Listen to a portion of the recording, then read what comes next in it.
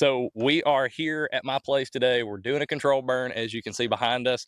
Now, before we get started, let me just throw something out there. So we do have this fully contained. We've already blacked in all our fire lines. It is still burning, but we're in the last stages of it, and we've got some other people keeping an eye on it. So nothing is getting out of control here while we're filming this. Before everybody comes for us in the comments. So why are we burning during this time of year, like specifically right now? So basically, what we're doing with this burn, it is late March here in Alabama, and what we're wanting to do is we're wanting to get more understory growth here in this block of woods. So I've done a lot of TSI work on this piece of woods for the last couple of months. I've come in here and done some select cutting and got rid of some undesirable species, some of the stuff that just doesn't provide any sort of food for wildlife. So like your ash, your maple, your sweet gums, just stuff that it's really just not doing anything. All it's doing is crowding out those desirables like oak, persimmon, things like that that are going to provide some food for your wildlife.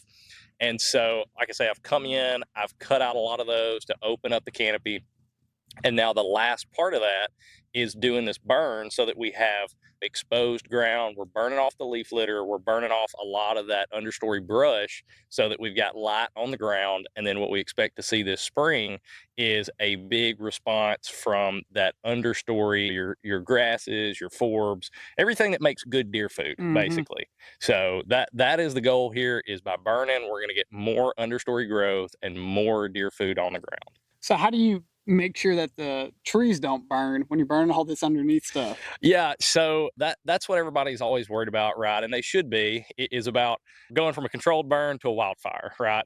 And when you're doing a controlled burn, it's all about conditions. Hmm. So that is the thing that separates a controlled burn from a wildfire is containment and conditions. So you want to do it when you have favorable winds. So you need a little bit of wind to transport smoke away, minimum of about 5 to 7 miles an hour, but you don't want to have too much wind, right? You don't want to anything over like 12 to 15, that starts getting a little sketchy. Okay. I like to burn between 5 and 10 miles an hour. And that's what we've got today. We've got like a 6 mile an hour wind today, which is perfect for what we're doing. You want it to be right in that range. It keeps your fire intensity pretty low, which is what you want. It does give you enough wind to get smoke dispersal and get that smoke away and again, just disperse it out in the atmosphere so you're not having smoke just sitting on the ground. And then it has a lot to do with your humidity. So you want to have your humidity at a place where that you're not going to be having a lot of spot fires. If it is just too dry, it's going to make it a lot more likely that you're going to have spot fires, that embers are going to float away and light them up somewhere that you don't want it to be. So you want your humidity to be between like 40 and 60% is a good place to be for a good safe fire. So your wind, your humidity, again, those are the two big things. And then I said it's conditions and containment. So if you if you can't contain your fire, Right. it will turn into a wildfire. If you get some stuff burning that you don't want to be burning, it can turn into a wildfire. It'll get away from you. You have fires escape if you don't have good fire breaks. And so where we're sitting at right here, this has been graded off down to bare dirt. We came in here with a skid steer with a dozer blade on it, and we just graded this off to bare dirt. We had a road on two sides of this. The other two sides, we had a road on that. We went through, either leaf blew any leaves that had fallen on those roads, got it back down to bare dirt, or graded them off if we needed to, and just made sure that all the way around we have got bare dirt. They say dirt don't burn. Right. That is like the number one rule of controlled burn containment is dirt don't burn. So you just want to make sure that you've got good containment all the way around and then the right conditions. And as long as you've got those two things and you know what you're doing, again, there's more that goes into it, but you got good conditions and good containment, you're going to be fine. And going through the process here, we called, got a permit. We're obviously Right. sitting on a fire break. When you got the permit, they said some number. I wasn't listening, but they Hmm. mentioned 57. Now, what was that number? And is that something you can check? Yeah, so we had a dispersion rate of 57, which is good. So that is it's a factor of your wind and your atmospheric conditions. Basically, it's a measure of how fast the smoke is going to get dispersed, how fast it's going to dissipate. If we had really low dispersion, like so for example, they warned us on the phone. We called the forestry commission, like you said. We got our permit. They said, "Hey, your dispersion's good right now." but just make sure it's out before sunset, because then dispersion is going to drop way down and you're not going to have good dispersion. So it needs to be out way before then. So if today was like a low dispersion day, what you would see is it would be one of those days where things just seem to like sit on the ground. Those days that are kind of like, especially like in the morning, it might be real foggy and everything Hmm. just seems to like sit on the ground. And if you've ever had one of those days, you like burn a brush pile or something, and all the smoke just seems to go nowhere. Right. It like settles down on the ground. That's not what you want for a controlled burn, because as you can see behind us, we are putting out a ton of smoke. Right. And if all of that was just settling down on the ground, we would have huge problems for us and for our neighbors, because that's the other thing. You got to be mindful of where your fire goes. You got to be mindful of where your smoke goes too. Yep. So you've got to make sure that it is getting dispersed away, that you've got the right atmospheric conditions to get rid of it. So again, that is the gist of what dispersion is. And again, that's what they were warning us about. We called the Forestry Commission, just to make sure, that the fire is out well before that dispersion rate drops, which this one will be. It'll be out in probably the next hour or so. Okay. And you're talking about your neighbors being aware. Hmm. We got a red truck coming down the Right. driveway right after. That's never what you want. No. Yeah, yeah. You never want to see the red truck coming when you're doing a controlled burn, but it happens. It's not out of the ordinary for the fire department to get called. You always want to call your state's forestry commission and get a burn permit. Notify them. They're going to ask exactly where you're burning at, and so we gave them all that information. We've got our permit, but from time to time, people still call the fire department. Sometimes there's some miscommunication there between the forestry commission and the fire departments. Sometimes it's hard for them to let everybody know. It's not a bad idea to call your local fire department and let them know directly if you're going to be doing a burn, just to avoid stuff like that. We just notified the forestry commission on this one. We're not required to notify the fire department here, but we notified the forestry commission. But yeah, obviously the fire department did not get the memo, and they said, yeah, one of the neighbors had called, which again, it's not abnormal to see the red truck coming, but they're usually super nice about it. They pulled up, they said, hey, let me guess, controlled burn with a burn permit, you got it contained? And I said, that's it. And he said, okay, that's all I needed to know. Threw it in reverse and left. So Well, it's super common pretty this time of simple. year. You were Yeah, talking to someone you said in Georgia, yeah. and that issued what was it, like 700 burn permits already this year. Yeah, they said they had two of the busiest burn days so far last week, and that they had issued 700 permits each day. So Wow. yeah, this is the time of year everybody is burning, and I mean, I'm sure most people have seen this. Just here around us, I would say that I've seen no less than half a dozen burns in the last 2 weeks, Wow. because we've been getting really good fire weather right now. It's not too dry and it's not too windy. Sure. It's perfect. It's just dry enough that we can get a good fire going. Humidity levels are right. Wind has been favorable. So we've had really good conditions, and everybody's been burning. The Park Service has been out burning. The Forestry Commission has been out burning. Our local management area down here has been burning. All the state agencies have been burning, and when they are, that's a good Yeah. sign that this is the time to do it. Yes. All the professionals lead. Yeah. Right. Yeah. So it's like you say, it's not uncommon this time of year to have a lot of controlled burning going on, but everybody's not familiar with it. A lot of people, they see fire in the woods, they see smoke rising somewhere, and they think, oh no, wildfire, and they're calling 911. Right. And that's fine, but that's a good reason. Any neighbors that are close, you always want to notify them, let them know, hey, we're going to be doing a burn, just Right. to avoid any confusion. I think this was somebody far off somewhere that could see it. Sure. We've got a big hill up here behind us that's visible from quite a distance. Yes. So you can probably see this from the highway, honestly. So there's no telling who might have called, but yeah, any close neighbors that you have, it's a good idea to always let them know, hey, we're going to be doing a burn on this day. If you see smoke, don't worry about it. It's not a wildfire. It's supposed to be here, and hopefully you can avoid a visit from the red trucks. Hopefully. Yeah.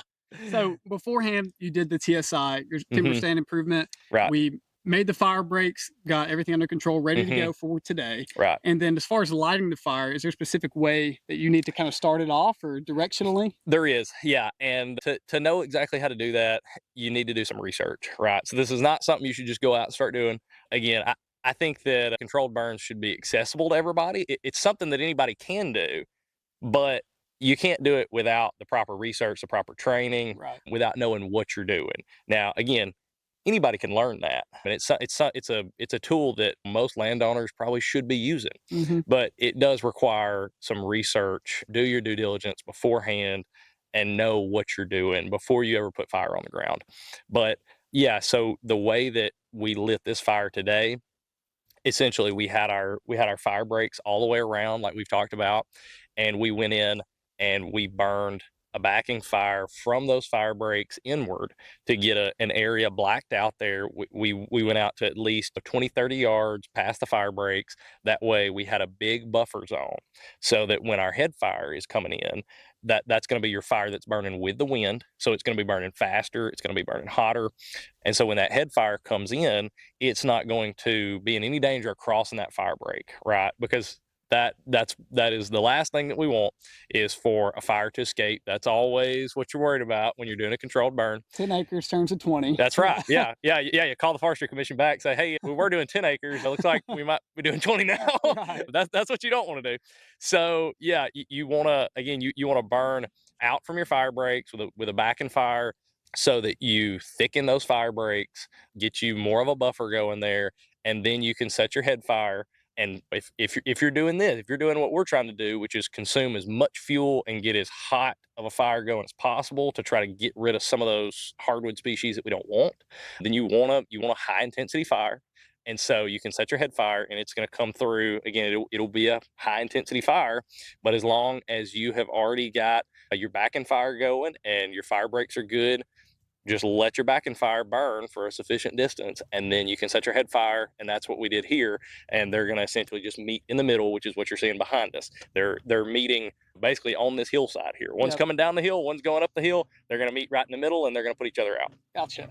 So we have this drip torch out here. Is Mhm. there a specific mixture you put in that, or you just threw some gas in it? Walk us through a little bit of Yeah. the process behind that. Right. So drip torches, you need to fuel them up with a mixture of gas and diesel. Okay. So and most of these, they usually come with instructions, but look it up. Again, this is another one. So this is important. Don't do this without knowing what you're doing. But yeah, you want to use a mixture of gas and diesel. I usually do half and half. Some people like a little bit different mix. Some people like a little more gas, a little more diesel. Mm. A lot of that depends on what your fuels are like, how hot you need to ignite them, and then how fast you want that to burn. Again, people have different recipes, but a good rule of thumb is about half and half gas and diesel for drip Mhm. fuel. So is there any specific equipment you had on your person for setting this up, or what all Yeah. equipment is needed to kind of undertake this? Right. So it's all having a good safe burn. A lot of times comes down to having the right equipment. Now, you don't always have to have all of this stuff, but here again, we used a skid steer with a dozer blade on it to come in and get all of these fire breaks down to bare dirt. That way, we didn't have to worry about anything really. That is the best kind of fire break, is where you have it just bulldozed out to bare dirt. And then we've got a leaf blower, we've got rakes, we've got all that stuff on standby in case something were to jump a fire break and we needed to contain a spot fire somewhere, something like that. A good backpack leaf blower is an underrated tool for fire. I mean, you can do a lot with that. We did another burn on this property the other day where we had no access to put a fire break on one side with the dozer. And so what we ended up doing on that side was just going in with that backpack leaf blower and just blowing about a 10-foot fire break down to bare dirt, get all the leaves off, and put a fire break in again, just with a good leaf blower. Gotcha. But yeah, we did that. We've got a couple side by sides with spray tanks full of water, again, just in case something gets out. You always want to assume that something is going to go wrong and have all the equipment on standby to deal with that, as opposed to something jumps out of your fire break and you don't have all the stuff there to Right. deal with it. So any of that sort of equipment that you can have on hand, it just makes it that much easier. It gives you that much more peace of mind that if something goes wrong, you can still contain it. Yes. Yeah, that was my next question. Is, heaven forbid something should go wrong. You know, Right. want to make sure to have that equipment with you, but also the manpower. So Mhm. what's the manpower kind of requirement for different size areas? What's kind of the rule of thumb on that, if there is one? Yeah, so it's going to depend on what you're doing, what kind of terrain you're in, what kind of access you have, right?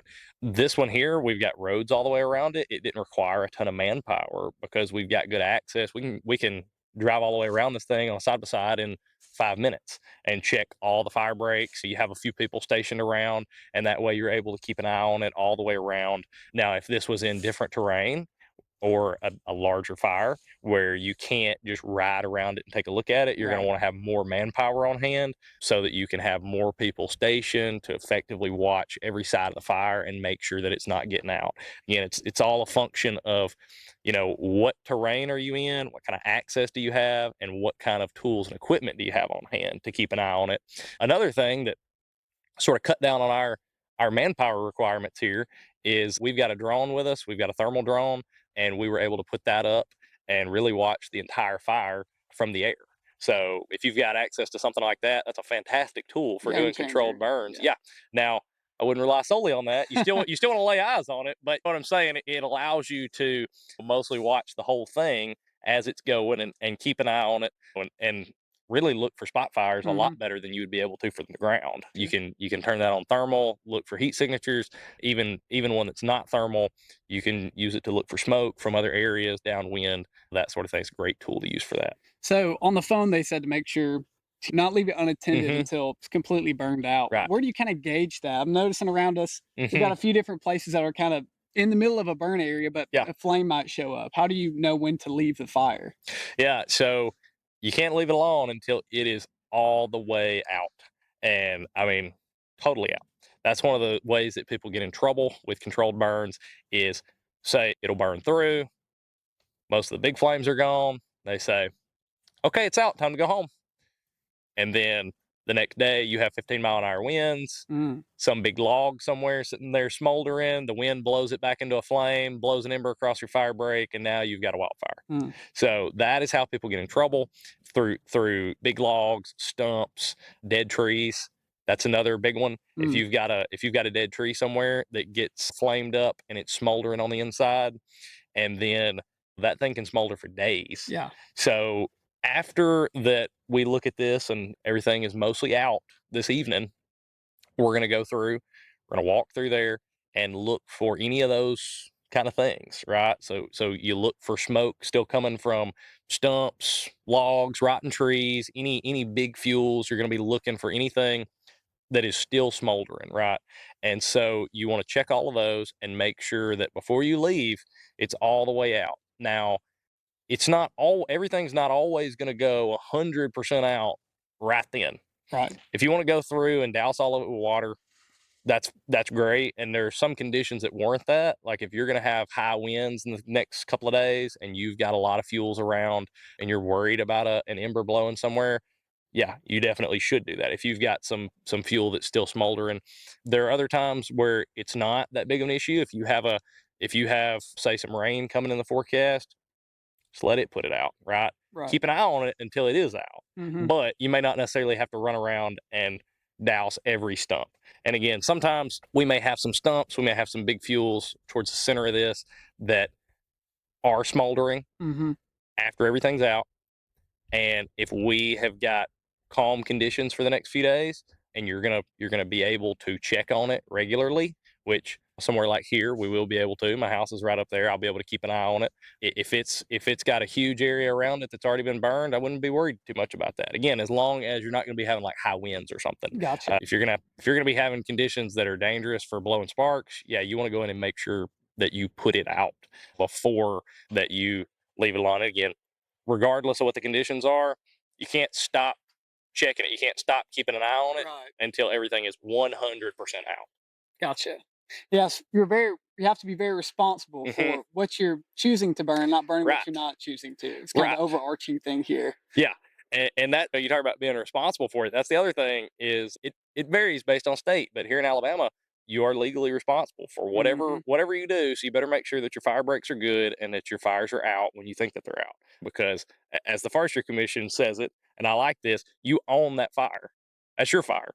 You own the fire and you own the smoke. Mm, So you got to make sure that that fire goes where you want it to, and that smoke goes where you want it to, because that's your fire. right. You're responsible for it, and anything that it does, you're going to be on the hook for it. You made the example if you're burn it under the improper conditions. Hmm. You made the example of it maybe smoking out a highway or something Yeah. nearby if you're not paying attention to making sure that you're picking the specifically Hmm. for when to burn. Right. Yeah. You've got to look at the forecast. You've got to know not only what is the wind doing right now, but what is it going to be doing the whole time while this fire's burning and even after, because while it's sitting here smoldering going out, it's still going to be putting out smoke. Mhm. So you've got to know exactly what the wind's doing and look and see what is downwind of you, right? Because you might say, okay, well, there's not a house right there, but a few hundred more yards that way, Yeah. there could be a road right there or a neighborhood or whatever.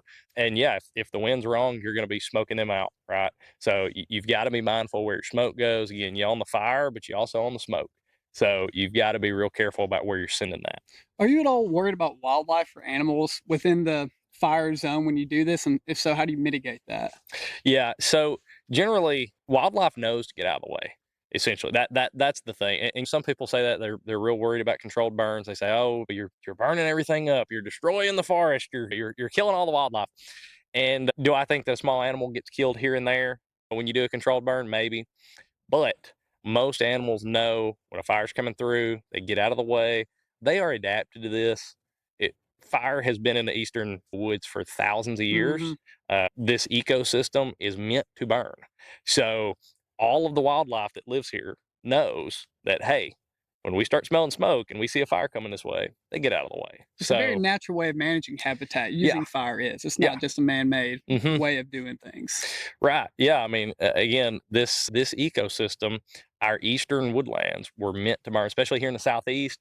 I mean, this is a fire adapted ecosystem. Our Mhm. native trees, they're supposed to have fire put through. That is exactly what they want to have a good, healthy habitat here. You've got to use fire. That is a necessary component of it, unless for the vast majority of habitats, especially in the southeast, unless you've got something like a marsh or like just a really inundated bottomland or something like that. Any sort of upland habitat in the southeast, it is meant to burn. That's how it always was supposed to be. So in 8 to 10 months, when we're in season, Hmm. what is this habitat gonna look like then? And what's kind of the purpose of doing this for that habitat later on down the road? What's kind of the goal for that to look like in the future? Yeah, so basically, what we expect to happen here is we expect to see a big explosive response from the understory. So we're putting this fire through here. It's going to be burning off all the leaf litter, all the underbrush. And again, we've already opened up the canopy some. We've done some TSI, some select cuts, and we have gotten more sunlight to the ground. And so when you get sunlight to the ground, you're going to see that understory growth, and that's what we want, because in this has been a closed canopy forest, which in a lot of ways, aside from acorn producing oaks, is a lot of a desert for wildlife in Mm. terms of food. Deer and turkeys don't have a lot of food in a closed canopy forest. So when you put fire through there, you get more understory growth going and you get a lot more food. And so hopefully we're going to see again that understory growth, more food, more cover, and just a healthier forest overall. Is this something you expect to do on an annual basis or semi-annual, or what's kind of the timing between doing these burns over a long period? Yeah, so here in this kind of habitat, we're looking at like 2 to 4 year burn rotation. So we're gonna do it this year, and then we're gonna come back in 2 to 4 years, depending on what kind of response we see and what kind of understory growth that we get, and we're gonna come back and burn it again. So it's a continual thing. You want to burn it and then come back every few years and keep burning it, and that way you keep your understory where you want it to be, right? So you're going to burn it, it's going to wipe it back to a clean slate, but then by burning over and over again, it keeps things from closing in, getting too overgrown, and you keep a lot of those desirable understory species going there. So you obviously have way more than just the 10 acres we're burning today Hmm. here on your property. Right. Is this something that you look to eventually do across your entire property, or is this an idea of something you do in a specific area only? Hmm. So eventually, all of this property will be burned, but just not right now. Sure. So you can do that, and people do that. You can do a large property burn all at one time, but what we like to do is do it in sort of checkerboard fashion, because again, we're resetting this behind us, right? Hmm. So when we burn it, we're doing basically a reset. Now you're going to have a lot of growth even this spring, and later on in the summer and fall, you're going to have a lot of understory growth, But a lot of times, maybe that second year is better or that third year. And so you don't want everything to be the same at the same time. Mm, It's good to break it up into chunks and say, we're going to burn this year. We're going to burn that section next year. We're going to burn this other section in year 3. And that way, you always have something that is at a certain stage of regeneration because different things like slightly different habitats. Especially here, we're trying to bring back quail. We have a lot of turkeys, but we're trying to improve turkey habitat, deer habitat, all of those things. And so you want it to be at different stages of growth for all of those species. And so by rotating it around, you create a lot more edge habitat because you've got different habitat in each block. And then again, you keep it to where basically everything has what it wants, if that makes sense. And hmm you're not wiping the slate clean all at one time. So for example, the rear of this property, we have got about 25 acres that have been clear cut, and it's about a 2 or 3 year old clear cut right now. So it's a lot of native warm season grasses. And we went in last week and we did about a 7 acre burn on it. And so what we're doing there is we're burning part this year, but obviously in that section, we got rid of all the cover. So we've had quail in that area. If we burn the whole thing all at one time, they're going to lose all their cover just like that. Gotcha. So predators are going to have a field day with that. Yeah. So you mentioned before how important doing the research is on the front end before hmm you get into doing controlled burns. Where is a place you could go to get some of that information? What resources did you use? Yeah, so your state forestry commission is usually going to be your best resource for learning about controlled burns. Alabama has a really great wealth of resources here with our forestry commission. They publish tons of information for landowners and burn managers. They hold burn classes, so if you want to go to an in-person workshop type thing, which is great. I highly recommend doing that. If you're unfamiliar with this, I highly recommend going to some of that in-person training, to a workshop. Let them show you exactly how to do a controlled burn. Mm, They'd be happy to, because again, most state forestry commissions, especially here in the southeast, they are extremely burn friendly. They want more people to be doing controlled burns, and so they're there to provide those resources to you. And mostly, if you're going to do a burn, they want you to do it well. They want you right. to do it the right way, Yes. because if it gets out of hand, a lot of times they're going to be the people that has to mop it up, right? Yep. So they want to make sure that everything goes smoothly and that they provide those resources that landowners need to be able to do burns and do them safely. And again, they also provide a lot of resources as a land manager to say, okay, if you want to have these specific impacts on your property, this is when you need to burn, this is how you need to burn, that sort of thing. Because based on the conditions, the time of year, you're going to have different effects from your fire, Mm, right? So again, it all goes into aligning how you burn with what impacts you're wanting to see from that. yep. And so again, they have a lot of resources for that. But yeah, your state forestry commission is usually going to be your best resource for that. They usually have a lot of great resources online, but then again, they offer, usually, and again, Alabama does, but they usually offer in-person trainings and workshops. So take advantage of those. They're Absolutely. they're there for you. It's a public service. Again, forestry commission will generally teach you how to burn. Awesome. So you mentioned earlier kind of the importance, you just barely touched on it, but how hmm important is it to take inventory of the different tree varieties and types that are in the area looking to burn? If you have an area that's higher concentration in pines than others, what's your strategy as far as knowing which areas to burn just by inventorying the trees? hmm So your tree species definitely, they have a big impact on how you burn. I would say that the biggest factor is looking at your forest as a whole. So looking at that timber stand, whatever block that you're trying to burn, and figuring out what needs to happen to this, right? So with this one, our objective here was, again, we've opened up some of the canopy to get more light to the ground. We said, hey, this is a timber stand that is closed canopy. You've got way too high of a stem count. So basically, we need less trees. We've got Mm, way too many trees in here. We need way less trees. That's why we don't have good growth on the ground. We don't have much of an understory, is because we've got too many trees, not enough sunlight. It's overcrowded. And even the desirable trees that we do have in there, the oaks and things like that, they're overcrowded. So you're getting less out of them than you normally would.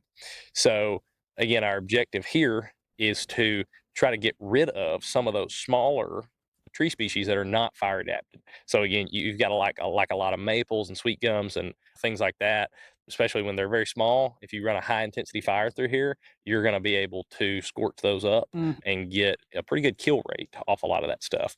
And so running a good high intensity fire through this stand should help us cut down on some of those like mid-story trees that we really just don't want there. And so hopefully what we want to see is that this is going to help us get a lot more cover and a lot more growth on the ground, a lot more of that understory. So that's our objective here. Again, it goes into just looking at your specific block of woods and trying to figure out exactly what objective you have for it. Sure. So you mentioned burning the clear cut. Is there Mhm. any different strategy to take when burning a clear cut over a forest? And if so, give us some of the differences in between. Yeah, so the fuels are definitely different, right? So Okay. you've got a lot higher fuel load there. What we were dealing with there is probably 5 to 6 foot tall grasses, which they're all dead this time of year. So you have a ton of fuel load. So you you have to take into consideration the size of your fire and again the conditions. It all goes back to conditions. We were burning that day on a higher humidity day. We wanted something with a lot of humidity because we knew we were going to have a pretty big high intensity fire, and we had a lot of other dry grass fuels around. Those are prone to spot fires. And so we wanted to make sure that our wind wasn't too high. We had high humidity, things like that. You want to take those conditions into consideration. And again, your containment. So we wanted to make sure we had great containment on that one because again, we're containing it against other easily ignitable fuels like Mm-hmm. tall dry grasses. Right. It's about as flammable as it gets. Yes. And so that's something you definitely got to take into consideration. But with something like that, your decisions on how to burn, what to burn, why you're burning, a lot of times they're a lot more straightforward, right? So with that, what we're doing there is just essentially resetting that patch of grassland Mm, to back to its starting point, right. because if you don't do that every so often with grasses, you're going to get hardwood encroachment, you're Right. going to get briars and shrubs and trees and what have you. Everybody knows you do a clear cut, you got a few years of that being open, grasses will come in, and it doesn't take long at all before it just starts turning back into shrubs and Right. trees and underbrush and all that stuff. And so that's not what we want in that chunk. We want to try to keep that in those native grasses. We want to keep that in that forever. We want it to always stay grasses. We've got a lot of forested area here, and we need more of that grassland and edge habitat. And so we're trying to keep those blocks in grasses perpetually. And by doing that burn, it resets it. And then it's just like, again, when you do a clear cut, you got a few years of it being some nice grassland, and then the trees take back over. Every time you burn, it just resets it. So you come in, you do a burn, you're able to keep it in that grass stage, that Right. early successional habitat, which is what so many things need. Whitetails love it, turkeys love it, quail have to have it. They have got to have some early successional habitat they have access to, and they really need. We were talking about earlier, sort of a checkerboard Right. style. We said, hey, it's good to burn in checkerboard fashion, not to do everything at one time, have different blocks that are burned at different times.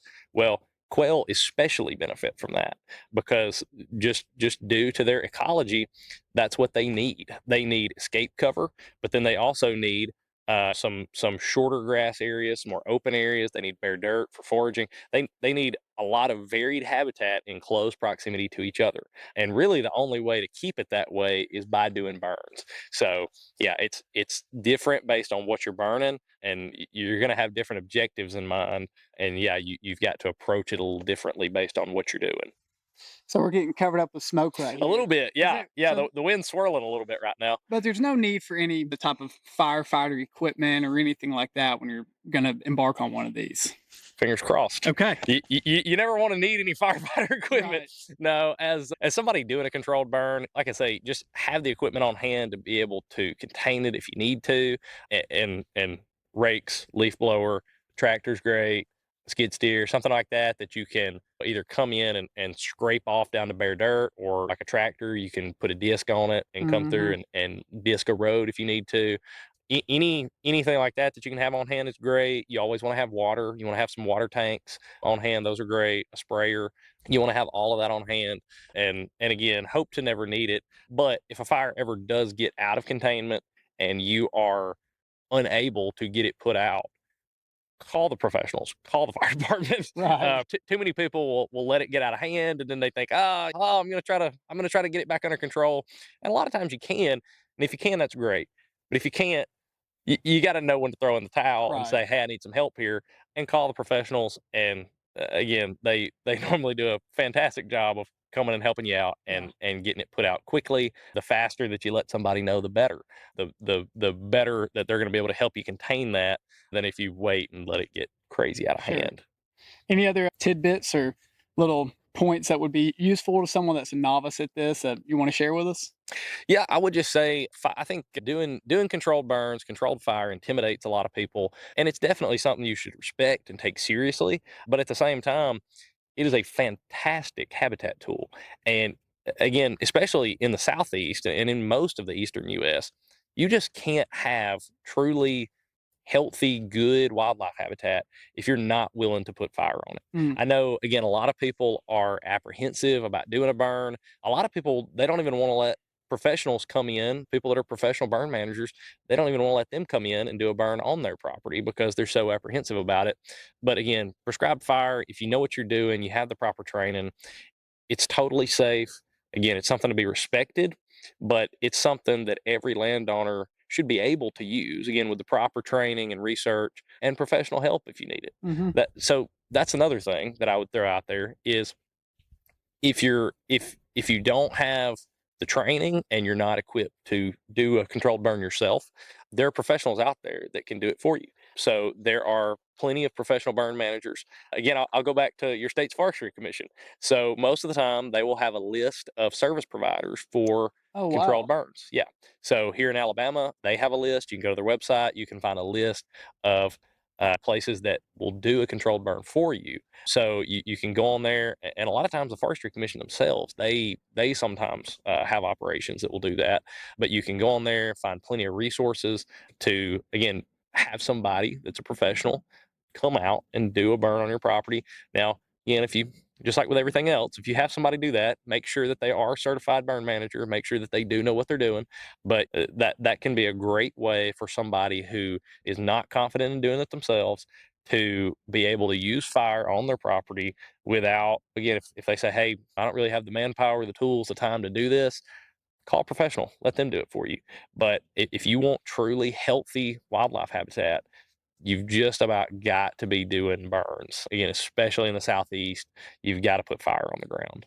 Yeah, I talked to a lot of consultants, and they commonly tell me the importance of a burn, and kind of Hmm. exactly what you're saying is almost a requirement, especially when you're looking at Right. long-term growth and long-term habitat health. Hmm. It's basically a requirement for that, and this has been very helpful to me being able to be a part of this, being able to take advantage using this as a tool when dealing with the properties that I take part in. Hmm. Even though I'm a novice, I've never done anything like this.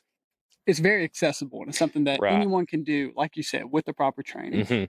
Yeah, yeah. With the proper training, it shouldn't be out of reach for anybody. As long as you can get the right tools, the right manpower, and the right knowledge, yeah, you can manage burns on your property. Again, make sure you know what you're doing though, and make sure you've got the tools, equipment, and help to keep it contained. But yeah, definitely the resources are out there, and me and a lot of other people, the consultants like you were talking about, are always preaching the importance of Hmm. fire for habitat. There's just no replacement for it. Like I said earlier, a lot of habitats in the eastern US, especially in the southeast, fire is a necessary component of keeping that habitat healthy. A lot of the species are fire adapted, and a lot of the reasons why that some of our forests today are not really as healthy as they could be are because they're meant to have fire put through them on a regular interval, and they just don't anymore. Hmm. Because what changed was, in the past, before Europeans showed up, there was no fire department to come put the Right. wildfire out.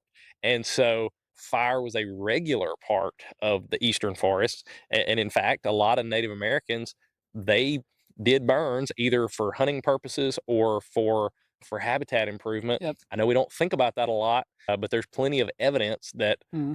Native Americans used burning regularly. They would set fires on purpose. And so there's always been fire here until we showed up and started putting them all out, right? So generally, when civilization shows up and changes something about the ecology of an ecosystem, it messes everything up, right?